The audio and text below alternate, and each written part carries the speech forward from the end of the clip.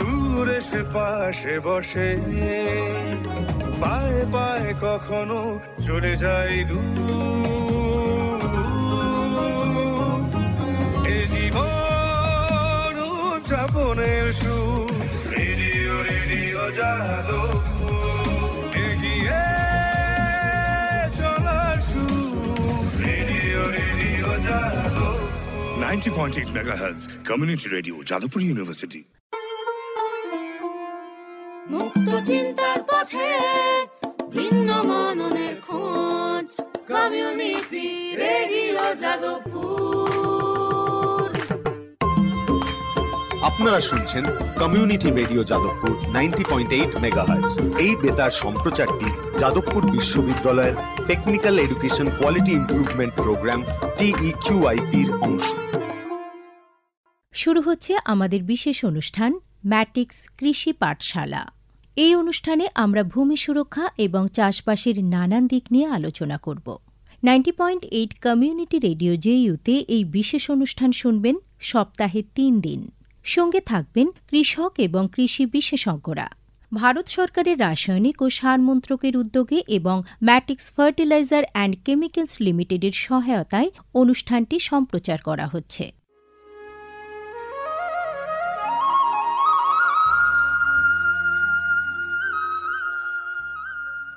অর্থনৈতিক বিষয় সংক্রান্ত ক্যাবিনেট কমিটি তাদের 28 জুন 2023 সভায় PM প্রণাম নামক একটি প্রকল্প অনুমোদন করেছে।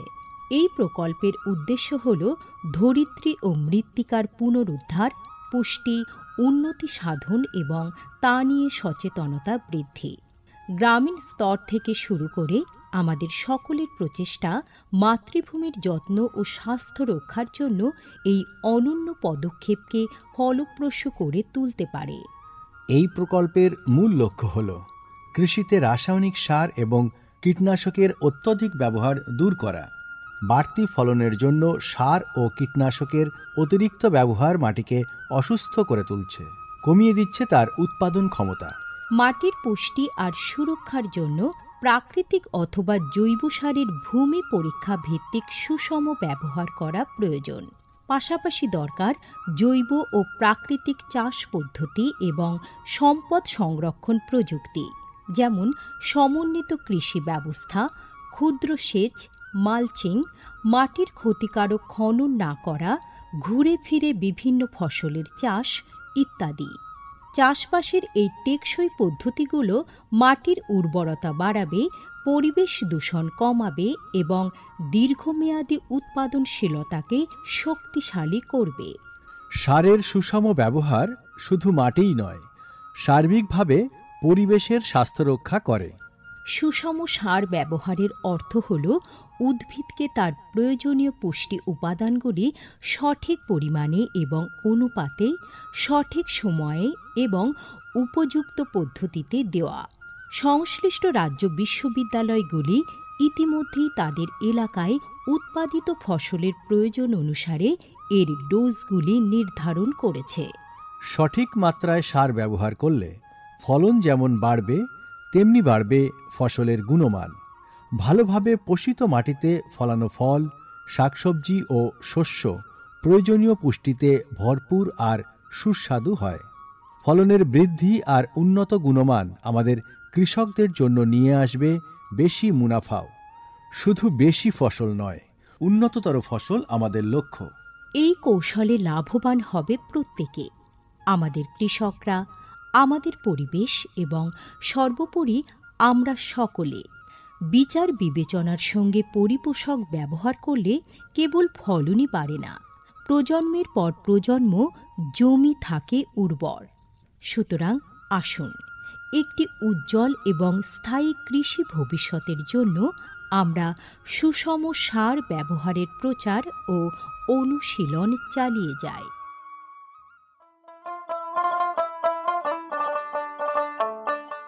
বিকশিত ভারত সংকল্প যাত্রা বা VBSY এর একটি গুরুত্বপূর্ণ অংশ হল ভারত সরকারের সার বিভাগ দ্বারা PM প্রণাম স্কিম এবং কৃষিতে ড্রোন ব্যবহারের প্রচার।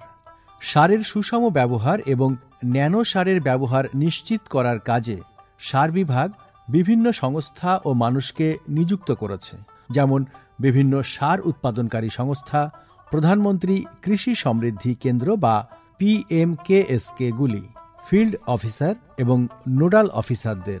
VBSY-এর একটি প্রধান দিক হল বিভিন্ন শস্য এবং গাছপালার ওপর ন্যানো এবং জল দ্রবণীয় সার স্প্রে করার কাজে ড্রোনের ব্যাপক ব্যবহার। এই উদ্যোগের ফলে 29টি রাজ্য ও কেন্দ্রশাসিত অঞ্চলের বিভিন্ন জেলায় হাজার হাজার ড্রোন প্রদর্শন হয়েছে। এই পদ্ধতিটি হাতে কলমে দেখিয়ে দেওয়ায় আধুনিক কৃষি প্রযুক্তি গ্রহণের সুবিধাগুলি মানুষের কাছে আরও স্পষ্ট ও বিশ্বাসযোগ্য হয়ে উঠেছে। এই জনসংযোগ কর্মসূচিগুলি দীর্ঘমেয়াদী কৃষি অনুশীলনের সুফল সম্পর্কে নাগরিকদের অবহিত করতে একটা বড় ভূমিকা পালন করেছে। সারা দেশ জুড়ে লক্ষাধিক দর্শক ড্রোনের প্রদর্শনী প্রত্যক্ষ করেছেন। প্রচলিত ইউরিয়ার চেয়ে ন্যানো ইউরিয়ার উপকারিতা বিষয়ে সচেতন হয়ে কৃষকরা ন্যানো সার প্রয়োগে গভীর আগ্রহ দেখিয়েছেন। এই কর্মসূচির আলাপ আলোচনায় উঠে এসেছে জৈব চাষের উপযোগিতা, যা প্রমাণ করে চাষের এই সব অনুশীলনগুলি নিয়ে কৃষকদের সচেতনতা। উৎসাহী কৃষকরা কৃষিতে ড্রোন প্রযুক্তির বিষয়ে আগ্রহ প্রকাশ করেছেন। এই আধুনিক কৌশলগুলির অর্থনৈতিক কার্যকারিতা কৃষকদের নতুন দিশা দেখিয়েছে, কৃষিতে এক স্থায়ী এবং সাশ্রয়ী পদ্ধতির পথ প্রশস্ত করেছে। মাননীয় প্রধানমন্ত্রী মহিলা কিষাণ ড্রোন কেন্দ্র চালু করেছেন।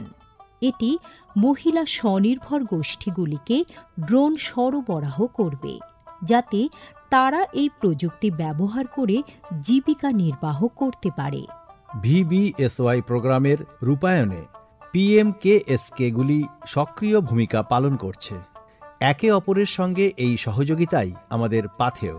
বিকশিত ভারত সংকল্প যাত্রা শুধু একটি যাত্রা নয়, এটি ভারতীয় কৃষির দীর্ঘমেয়াদী এবং প্রযুক্তিগতভাবে উন্নত ভবিষ্যতের দিকে একটি গুরুত্বপূর্ণ পদক্ষেপ।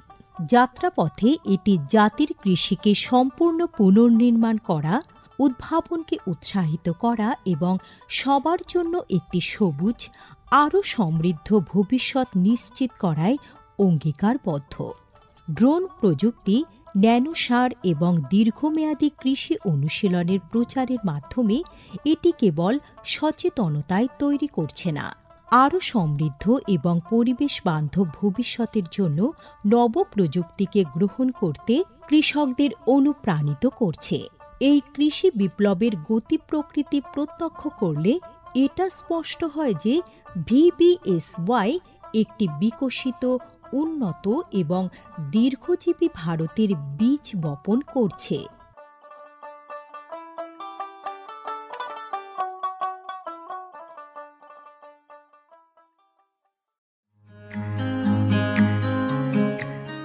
ভারতের যে সার কোম্পানিগুলি সবচেয়ে দ্রুত গতিতে বৃদ্ধি পাচ্ছে, ম্যাটিক্স ফার্টিলাইজার্স অ্যান্ড কেমিক্যালস লিমিটেড তার মধ্যে অন্যতম। পশ্চিমবঙ্গের পানাগড়ে অবস্থিত তাদের কারখানায় বছরে 12.5 লক্ষ টনের ওপর ইউরিয়া সার উৎপাদন হয়। ভারত সরকারের গ্রিনফিল্ড প্রজেক্ট হিসেবে স্বীকৃত এই কারখানায় তৈরি হয় ডক্টর ফসল। ইতিমধ্যে যা পূর্ব ভারতের সর্বাধিক বিক্রিত ইউরিয়া সার হয়ে উঠেছে। কৃষি উন্নয়ন ও ভূমি সুরক্ষা, ক্ষুধা, অপুষ্টি ও দারিদ্র্য দূরীকরণ, গ্রামীণ এলাকা ও বস্তি উন্নয়ন, লিঙ্গ সাম্য, পরিবেশ, স্বাস্থ্য, শিক্ষা ইত্যাদি নানান বিষয়ের উপর জোর দেয় ম্যাটিক্সের CSR প্রকল্পগুলি। ম্যাটিক্স এক সবুজ ভবিষ্যতের অঙ্গীকার। আপনারা শুনছেন রেডিও JU, যাদবপুর বিশ্ববিদ্যালয়ের কমিউনিটি রেডিও 90.8 মেগাহার্টজে। আমার নাম অভিজিৎ। আমরা নতুন একটি অনুষ্ঠান শুরু করেছি, একটি ধারাবাহিক শুরু করেছি ভারত সরকারের রাসায়নিক ও সার মন্ত্রকের উদ্যোগে এবং ম্যাটিক্স ফার্টিলাইজার অ্যান্ড কেমিক্যালস লিমিটেডের সহায়তায় আমাদের এই নতুন ধারাবাহিক। আজকের পর্বের বিষয় ভেষজ উদ্ভিদ বা ভেষজ, যাকে আমরা ডাকনামে ওষুধ গাছও বলতে পারি, এবং তার চাষ কিভাবে হয় সে সম্পর্কে ইত্যাদি আমরা জেনে নেব। আমাদের সঙ্গে উপস্থিত রয়েছেন বিশেষজ্ঞ, যাদবপুর বিশ্ববিদ্যালয়ের school of water resource and ইঞ্জিনিয়ারিংয়ের অধ্যাপক আশিস মজুমদার, এবং ওর আরও পরিচয় রয়েছে আমাদের এখানে বিশেষ একটি গবেষণা প্রতিষ্ঠান রয়েছে ভেষজ নিয়ে, উনি তার অধিকর্তাও বটেন। স্কুল অফ ওয়াটার রিসোর্স ইঞ্জিনিয়ারিংয়ের উনি প্রাক্তন অধিকর্তা। অধ্যাপক মজুমদার, আপনাকে স্বাগত। আমাদের যেটা বোধহয় প্রথমেই জেনে নেওয়া উচিত যে ভেষজ উদ্ভিদ গাছ বলতে আমরা কি বুঝি, এর সংজ্ঞাটা কি হতে পারে? হ্যাঁ, ভেষজ উদ্ভিদ যদি আমি বলার চেষ্টা করি এভাবে, যে ভেষজ চাষ যেটা আপনি বললেন তার সঙ্গে সাযুজ্য রেখে, অর্থাৎ যে উদ্ভিদের চাষ বা যে গাছপালার চাষ আমরা করলে এবং হার্বস অ্যান্ড শার্বসের সেগুলোই মানে চাষের ক্ষেত্রে গুরুত্বপূর্ণ, যার মধ্যে ওষুধ অর্থাৎ তার মধ্যে এমন কিছু গুণবত্তা আছে যে গুণবত্তাগুলো আমাদের কাজে লাগছে তাদের মানুষের রোগ উপশমে।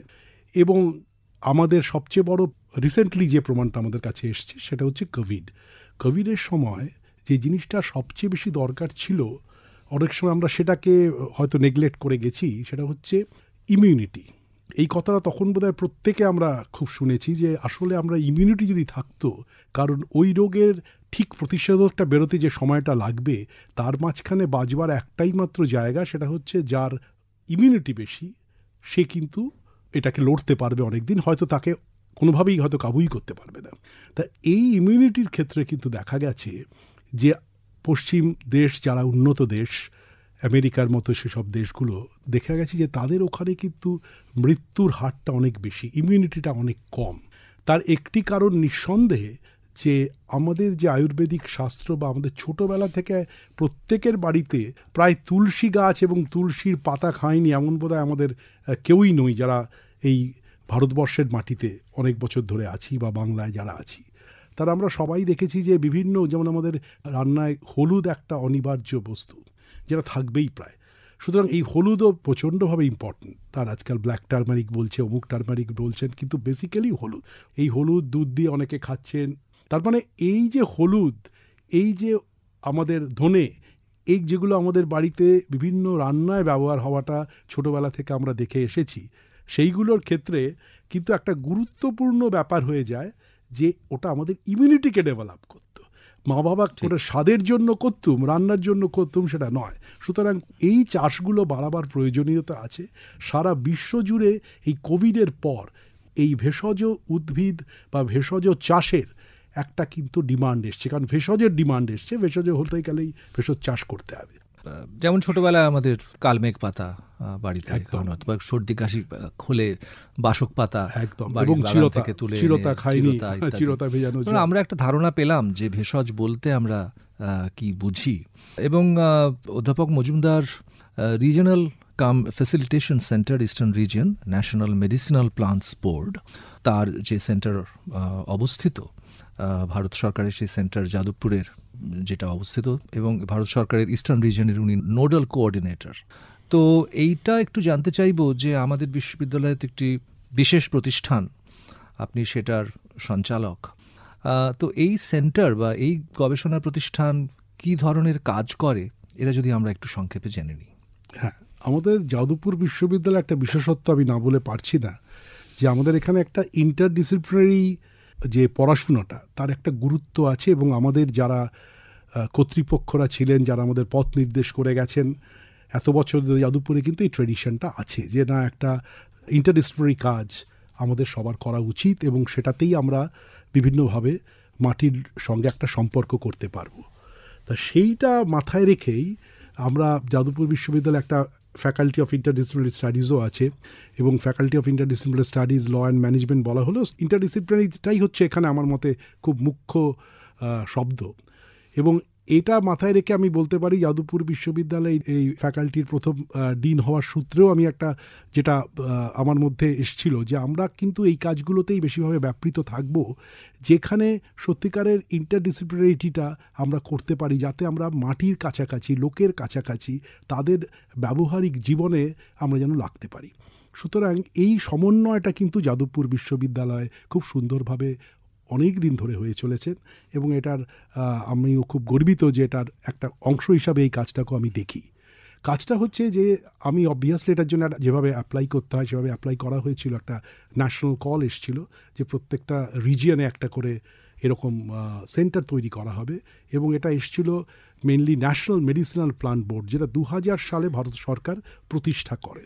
এবং এই ন্যাশনাল মেডিসিনাল প্ল্যান্ট বোর্ডের মুখ্য কাজই হচ্ছে এই মেডিসিনাল প্ল্যান্ট বা এই ভেষজ চাষটাকে এগিয়ে নিয়ে যাওয়া এবং সেটাকে বিভিন্নভাবে তার পলিসি অবভিয়াসলি 2000 সালে সেই সময় নিশ্চয়ই কোভিডের ব্যাপার প্রশ্নই নেই, তখন মানুষের মধ্যে হয়তো এই ব্যাপারটা নিয়ে একটু কনফিউশন আছে। যারা আমরা মডার্ন সায়েন্স ভাবি তারা অনেক সময় ভাবতাম দিস ট্র্যাডিশনাল মেডিসিন যেগুলো আছে সেগুলো নয়। কারণ আপনারা যদি দেখেন ন্যাশনাল মেডিসিনাল প্ল্যান্ট বোর্ডটা যেভাবে তৈরি হয়েছে তাতে কিন্তু আপনার মিনিস্ট্রি অফ আয়ুষ বলে, আয়ুষ কথাটা একটু বলে নিই, সেটা হচ্ছে এ ফর আয়ুর্বেদা, ওয়াই যেটা আছে Y for yoga, U for Unani, S for Siddha, H for homeopathy. তার মানে এই 5টাই আমাদের ট্র্যাডিশনাল মেডিসিন। সিদ্ধাটা মুখ্যত দক্ষিণ ভারতে তাদের ট্র্যাডিশনাল মেডিসিন, আয়ুর্বেদটা মোরাললেস ভারতবর্ষেই পুরো জায়গায় ছড়ানো আছে, সাউথ থেকে নর্থ, আমি ইস্ট থেকে ওয়েস্ট আমি পেয়েছি এবং প্রচণ্ড তার আয়ুর্বেদিক ডক্টররা আছেন। এছাড়া যারা আমরা বৈদ্য বলি অনেক সময়, কিন্তু এখন আয়ুর্বেদিক পুরো ডিগ্রি দিয়ে পুরো তার একটা স্ট্রাকচার্ড ফ্রেমওয়ার্ক আছে, হায়ার এডুকেশনেরও আছে এবং ব্যাচেলার্স লেভেলেও আছে। সেইগুলো থেকে ভিত্তি করে বলতে পারি। তাছাড়া যে আমাদের যোগার ব্যাপারটা এখন সবাই খুব তার গুরুত্ব সারা পৃথিবীর লোক বুঝতে পারছে, আমরা তো জানি এই ব্যাপারটা এবং এই ব্যাপারে আমাদের একটা অ্যাডভান্টেজ আছে যে আমাদের অনেক অনেক প্রাচীন কাল থেকে এর প্রয়োগ হয়ে চলেছে। আর হোমিওপ্যাথি, কিন্তু এগুলোর কমন জিনিসটা কি? কমন জিনিসটা হচ্ছে সব ট্র্যাডিশনাল মেডিসিনই ভেষজ। এই ভেষজ উদ্ভিদ বা ভেষজ গাছপালা এইগুলো থেকে আমরা যে মেডিসিনাল প্লান্ট মানে মেডিসিনের যে আহরণটা করে নেব সেটার মধ্যে কী হতে পারে, আমরা এটাকে বলি অ্যাক্টিভ এলিমেন্ট। অর্থাৎ আমি ওর মধ্যে অনেক কিছু এলিমেন্ট পাবো, সব কিন্তু এই মুহূর্তে জানা নেই সেটা কীভাবে কাজে লাগছে, কিন্তু কিছু কিছু জিনিস আমরা জানি। এমন পশ্চিমবঙ্গের ক্ষেত্রে একটা উদাহরণ দিয়ে বললে হয়তো সবাই বুঝতে পারবেন, সেটা হচ্ছে ব্রাহ্মী শাক আমরা অনেকেই খাই। এটাকে আমরা ব্রাহ্মীকে ইংরেজিতেও ব্যাকোপা বলে, ব্যাকোপা মনেরি বলে এই গাছটার নাম। এই ব্যাকোপা মনেরির একটা অ্যাক্টিভ ইনগ্রেডিয়েন্টস আছে যেটার জন্য আমরা এখনো পর্যন্ত ব্রাহ্মীটা খাচ্ছি, সেটা হচ্ছে যে ব্যাকোসাইট। এই ব্যাকোসাইটের মধ্যে আবার ভাগ আছে, অমুক আছে, আমি এত বিস্তৃত যাওয়ার কোনো প্রয়োজন নেই, কিন্তু আমি এটা বলতে পারি ওটা হচ্ছে অ্যাক্টিভ গুণটা। সুতরাং যে উদ্ভিদের মধ্যে ওটা বেশি পরিমাণে থাকবে সেই পার্টিকুলার স্পিসিসটাকে আমরা নিতে পারি। ঠিক, এই হচ্ছে তার। এই প্রসঙ্গে আমার একটাই প্রশ্ন, যে আপনি হোমিওপ্যাথির কথা বললেন, ইউনানি, আয়ুর্বেদিক ওষুধ ইত্যাদি, আমার শুধু জানতে যেটা ইচ্ছে করছে যে এমনকি অ্যালোপ্যাথিতেও, কারণ অনেক সময় মূল উপাদান সবটাই যে ল্যাবরেটরিতে প্রস্তুত কিছু কৃত্রিম দ্রব্য সবসময় তো তা নয়, বা এটা ওটা মিলিয়ে যে কিছু ক্রিয়ার মাধ্যমে। কিন্তু আমার কথা হচ্ছে তাহলে অ্যালোপ্যাথিতে কি এগুলোর প্রয়োজন হয় না? নিশ্চয়ই সেরকমও কিছু কিছু জিনিস থাকে যেখানে এই অ্যাক্টিভ এলিমেন্ট সেখানেও ব্যবহার হয়, সেটা একদম। আমি অভিজিৎবাবুকে ধন্যবাদ জানাচ্ছি যে অত্যন্ত সুন্দর প্রশ্ন করেছেন। এই প্রশ্নটা খুব গুরুত্বপূর্ণ প্রশ্ন। সেটা হচ্ছে আমাদের যে অ্যালোপ্যাথিক মেডিসিন যেটা বলি, যেটাকে আমরা ইউজুয়ালি ফার্মাসিউটিক্যালস বলি, এই ফার্মাসিউটিক্যালসে যত রকম ফার্মেসির এই জিনিসগুলো হয়, ওষুধগুলো হয়, এইগুলোর মধ্যে কিন্তু এখনও 20% ডাইরেক্ট ব্যবহার আছে আমাদের এই মেডিসিনাল ভেষজ। এটা আজ নয়, প্রথম থেকে চলে আসছে। এবং আপনারা জানেন যে আমরা কুইনাইন, সেটাও পর্যন্ত আমরা ম্যালেরিয়া জয় করতে পেরেছিলাম, তারও কিন্তু আমরা সেই ভেষজের কাছে গিয়েই তাতে পেয়েছি, সিনকোনার চাষ করেই আমরা পেয়েছি। হ্যাঁ, এটা আমরা আসলে একটু কৌতূহল হলো বলে জানতে চাইলাম। আজকের এই অনুষ্ঠানের একটা খুব বড় দিক হচ্ছে চাষবাস, অর্থাৎ আমরা এই গুণাবলী বা তার চরিত্র ইত্যাদি তো জানলামই, কিন্তু একই সঙ্গে একটু সংক্ষেপে আপনার থেকে জেনে নেব যে এই ভেষজের চাষ কিভাবে হয়, বা এত রকমের গাছড়া তার তো নানান রকম হবে, কোনো সন্দেহ নেই। তাও যদি কতগুলো সাধারণ চরিত্র আমাদের একটু বলেন যে এই ভেষজ চাষের রকম সকম কি আর কি। এটাতে সবচেয়ে যেটা ডিস্টিংক্টলি মানে একটা হচ্ছে আমরা স্পেসিফিক কোনো কিছু আলোচনা করলাম না, এমনি মানে সেটা অবভিয়াসলি বেসড অন অ্যাভারেজ এর উপর বলছি। বেশিরভাগ এগুলো কিন্তু হার্বস অ্যান্ড শ্রাবস, মানে ছোট ছোট উদ্ভিদ টাইপের এই গাছগুলো হয়। আমরা সবাই বোধহয় জেনে গেছি এখন অ্যালোভেরা ব্যাপারটা, মানে বোধহয় কেউ বোধহয় কোনো কিছু ব্যবহার করছি না, বারান্দাতেও সেখানেও বলছি করছি। প্লাস সবচেয়ে বড় কথা হচ্ছে আমরা যত রকম এখন ইভেন মুখের যেসব জিনিস ইউজ করছি, যেসব নিউট্রাসিউটিক্যাল ইউজ করছি, তাতেও কিন্তু অ্যালোভেরার আছে, যেটা বাংলায় আমরা বলি ঘৃতকুমারী। তো এই ঘৃতকুমারী যদি গাছটা ধরেন, এইরকম যে ব্যাপারটা, এটা কিন্তু খুব সহজে মানে করা যায়। ঠিক। সবচেয়ে বড় কথা হচ্ছে এইগুলো করার জন্য একটা ভীষণ সুবিধা হচ্ছে বেশিরভাগ ভেষজ উদ্ভিদই আপনার বছরে 2 থেকে 3 বার করা যায়। আচ্ছা, কোনটা দুবার হয়, কোনটা 3 বার হয়, কোনটা নিশ্চয়ই একবার আছে, সব নানান রকমই রকম আছে। কিন্তু আমি বলছি এই 2-3 বার হওয়ার মধ্যে একজন চাষ কথাটা যেহেতু আমি বারবার আসছি আমাদের ঠিক। চাষের ক্ষেত্রেও তো চাষির ব্যাপারটাকে ভাবতে হবে, চাষটা অ্যাটল তার কাছে লাভজনক হবে কি না, ঠিক। সেইটা যদি মাথায় রাখা যায় তখন বোঝা যায় যে এইরকম যদি মানে আমি যদি 3 বার জিনিসটা করতে পারি তাহলে সেটা কিন্তু আমার পক্ষে অনেকটা লাভদায়ক হয়, 1 নম্বর। 2 নম্বর হচ্ছে এখানে অনেকগুলো চাষ আমরা ইন্টারক্রপিংয়ের মাধ্যমে করতে পারি। ইন্টারক্রপিং মানে আমার যেটা চাষ হচ্ছে তার উপর দিয়ে আল দিয়ে আমি হয়তো আরেকটা করতে পারি, এই জায়গাটা কিন্তু করা যায়। সুতরাং এইখানে আমি যেটা বারবার বলতে চাইছি, একটাই নিশ্চয়ই আমরা একটু ওরিড এখন, সেটা হচ্ছে যে এমনি চাষের সঙ্গে যখন আমরা এই ইন্টারক্রপিংগুলো শেখাচ্ছি একটা ভয় আমাদের থাকছে, সেটা হচ্ছে এমনি চাষে কিন্তু বহুল ব্যবহৃত হয় রাসায়নিক সার। সেই জায়গাটা থেকেও আমাদের কিন্তু বাঁচতে হবে, কারণ ওটা থাকলে অটোমেটিক ওটা চলে আসে ওখানে না দিলেও। এরকম সব চ্যালেঞ্জ তো থাকবেই, সেই চ্যালেঞ্জগুলো আস্তে আস্তে আমাদের মোকাবিলা করতে হবে, কিন্তু এটা করতেই হবে ভবিষ্যৎ প্রজন্মের জন্য। এই প্রসঙ্গে একটা প্রশ্ন মনে আসছে, সেটা হচ্ছে যে ঠিকই মানে মোটামুটি খুবই দ্রুত সময়ের মধ্যেই এগুলোর ফলানো যায় এবং বেশ কিছু খুব সহজে হয়, এবং আমি নিশ্চিত এমন অনেক কিছু আছে যেগুলো এত সহজেও নয়, টবে বাড়িতে হয়ে গেল অ্যালোভেরার মতন, এমনটা নয়। সেটা হচ্ছে সার এবং কীটনাশক, এই ধরনের জিনিস কি ভেষজের ক্ষেত্রে খুব একটা দেওয়া হয় না, বা না দিলেই ভালো, নাকি চয়েস আছে, মানে জিনিসটা কীরকম? আমার যেটা আমি অনেক ধরনের এই ক্লাস্টারদের সঙ্গে কথা বলেছি যারা এই মেডিসিনাল প্লান্ট কাল্টিভেশন করেন, এবং তারা হয়তো কেউ কেউ প্রয়াস করে আমরা গড়েও তুলেছি অনেকগুলো ক্লাস্টার সারা এই ইস্টার্ন রিজিয়ন জুড়েই। অর্থাৎ আমি যে ইস্টার্ন রিজিয়নে কাজ করি, বাংলা তো আছেই, তাছাড়া বিহার, উড়িষ্যা এবং ঝাড়খণ্ড, এছাড়া সিকিম তো আমাদেরকে অ্যাডিশনালি দেখি। তা এইগুলোতে যে জিনিসটা আমার কাছে ভীষণভাবে প্রতিভাত হচ্ছে সেটা হচ্ছে এরা কিন্তু এই জায়গাটা দিতে চাইছে না, কিন্তু যে মাটিটায় তারা করছেন সেই মাটিটা আগে চাষ হয়েইছে, তাতে প্রচণ্ডভাবে হয়তো ব্যবহার হয়েছে স্বাভাবিকভাবে সার, এবং সেই ব্যবহার হওয়ার জন্য যে ঘটনাটা ঘটছে সেটা হচ্ছে ওই মাটির মধ্যে এটা ঢুকে থাকে কিছুটা, 1 নম্বর। 2 নম্বর, আশেপাশের মাঠে যদি অন্য চাষ হয়, মানে স্বাভাবিকভাবে যেগুলো আমরা কনভেনশনাল চাষ বলবো সেইগুলো হয়, তাহলে কি হয় সেখান থেকে জলটা যখন বইবে তখন তো সে যেদিকে স্লোপ থাকবে সেদিকেই বইবে, স্বভাবে বৃষ্টির সময় ওইখানকার হয়তো সার ব্যবহার হয়েছে এই দিকটায় হয়নি, সেটা একটা চলে আসবার ব্যবস্থা থাকে, যদি না তার মধ্যে কোনো ঢাল বা উঁচু জায়গা করে দেওয়া যায় যে না ওদিকে জলটা এদিকে আসবে না। সুতরাং এই জিনিসগুলো দেখা মানে শুধুমাত্র নিজেরটাই করলাম না মানেই আমি নিশ্চিন্ত নই যেটা আসছে না, 1 নম্বর। 2 নম্বর আরেকটা হচ্ছে যে রাসায়নিক সারটা যেটা বললাম পাশের জমিতেই হচ্ছে, বা শুধু ভেষজে করতে প্রথমে সে একটু ইতস্তত করছে, তার কনভেনশনাল চাষটাও সে রাখতে চাইছে। আমরাও চাইছি প্রথমবার সে করুক, করে দুটো জিনিসই করে দেখুক যে না এটা থেকেও সে খারাপ রিটার্ন পাচ্ছে না। সেইগুলোর ক্ষেত্রে অনেক সময় আমরা যে জায়গাটা মানে ব্যবহার হচ্ছে না, অব্যবহৃত থেকে যাচ্ছে, ওকে সেই জায়গাটা করতে বললাম, বা দুটোর মাঝখানে করতে পারলাম, হয়তো ওটাতে দিল না কিন্তু এসে যাচ্ছে, সেইটা নিশ্চয়ই একটা আছে। কিন্তু আমি এখানে একটা বারবার একটা কথা বলবো, এটা আমি একটা বলতে পারি যে প্রথমে চাষটাকে যে উদ্দেশ্যে আমরা এটাকে বাড়াতে চাইছি, অর্থাৎ আলটিমেটলি এর মাধ্যমে একটা তো হচ্ছেই যে আমাদের জেনারেল হেলথ আমাদের সবার পক্ষে ভালো হবে, আমরা একটা ইমিউনিটি ডেভেলপ করব, সেটা যেমন ভালো, তার সঙ্গে বা ট্র্যাডিশনাল মেডিসিনের চর্চা হবে, তার সঙ্গে যেটা আরও বড় একটা গুণ আছে যেটা হচ্ছে একটা ব্যবসা জড়িত আছে, অর্থাৎ এখন কিন্তু সারা পৃথিবী জুড়ে এই জিনিসের দাম বেড়ে গেছে। ঠিক আছে, আমরা এই বিপণনের দিকটা বা ব্যবসার দিকটা আমরা অনুষ্ঠানের দ্বিতীয় পর্বে বিশেষ করে আলোচনা করব। প্রফেসর মজুমদার, অত্যন্ত গুরুত্বপূর্ণ কাজ করছেন আপনারা। অনেক ধন্যবাদ অধ্যাপক মজুমদার আমাদের আজকে স্টুডিওতে আসার জন্য এবং মূল্যবান মতামত আমাদের সঙ্গে ভাগ করে নেওয়ার জন্যে।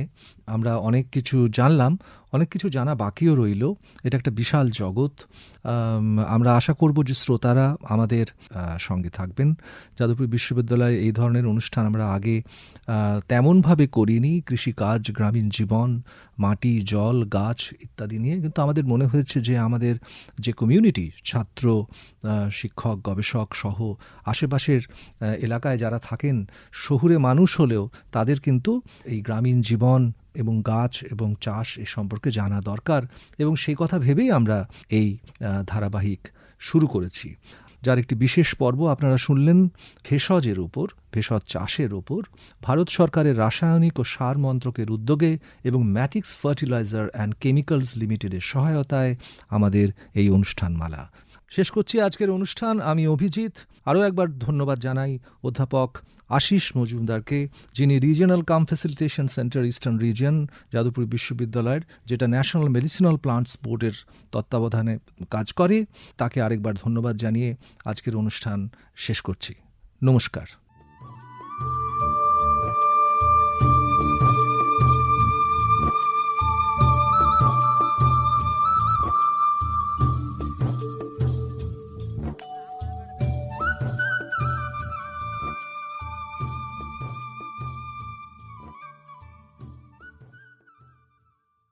এতক্ষণ শুনলেন আমাদের বিশেষ অনুষ্ঠান ম্যাটিক্স কৃষি পাঠশালা। ভারত সরকারের রাসায়নিক ও সার মন্ত্রকের উদ্যোগে এবং ম্যাটিক্স ফার্টিলাইজার অ্যান্ড কেমিক্যালস লিমিটেডের সহায়তায় অনুষ্ঠানটি সম্প্রচার করা হলো। কেমন লাগলো এই অনুষ্ঠান আমাদের জানাতে পারেন 0332457262 নম্বরে। আপনারা আমাদের মেলও করতে পারেন radio.ju@gmail.com এ। আমাদের ইউটিউব চ্যানেল রেডিও জেইউ, এখানেও আপনারা এই বিশেষ অনুষ্ঠানটি শুনতে পারেন। আর আমাদের ইনস্টাগ্রাম আইডি radio_JU আপনারা ফলো করতে পারেন। আজকের মতো ম্যাটিক্স কৃষি পাঠশালা এ পর্যন্তই। শুনতে থাকুন community radio JU 90.8 মেগাহার্টজে।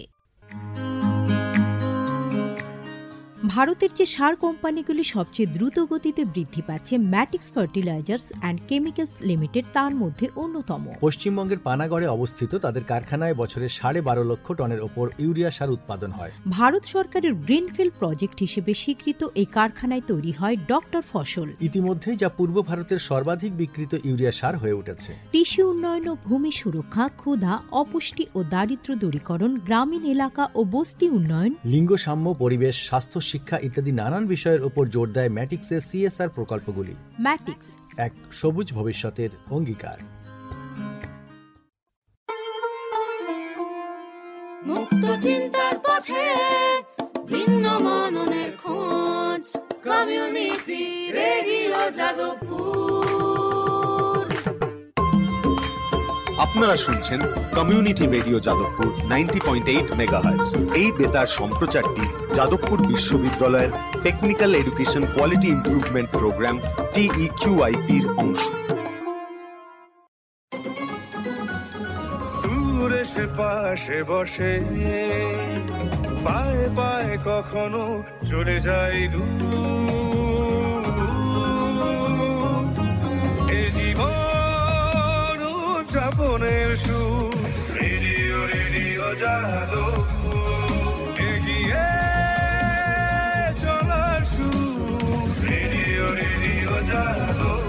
90.8 megahertz community radio Jadavpur university.